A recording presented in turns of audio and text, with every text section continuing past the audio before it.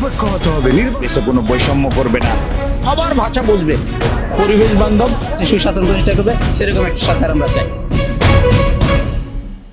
অন্তর্বর্তীকালীন সরকারের কাছে আমাদের দাবি ছিল একটা শিক্ষা সংস্কার কমিশন করা, কিন্তু অন্তর্বর্তীকালীন সরকার শিক্ষা সংস্কার কমিশন করেনি। যে সরকারই আসুক তার কাছে আমাদের প্রথম প্রত্যাশা যে আমাদের স্বপ্নের বাংলাদেশ গড়ার জন্য যে যে পদক্ষেপ নেওয়া সেই পদক্ষেপগুলো সুস্থভাবে বাস্তবায়ন করা। আমরা এমন একটি বাংলাদেশ চাই যেখানে কোনো ভেদাভেদ থাকবে না, দুর্নীতি থাকবে না, সবার সমান অংশগ্রহণ থাকবে, বিভেদ থাকবে না, এরকম একটা স্বপ্নের বাংলাদেশ।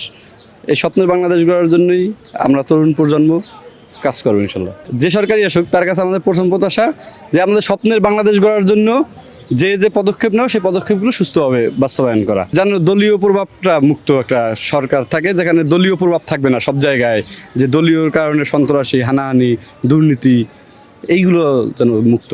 গত ফ্যাসিস্ট সরকারের আমলে আমাদের শিক্ষার মানটা অনেকটা নিচে, বিশেষ করে যে এর আগের যে কারিকুলামের কারণে আমরা শিক্ষার মান অনেক নিচে।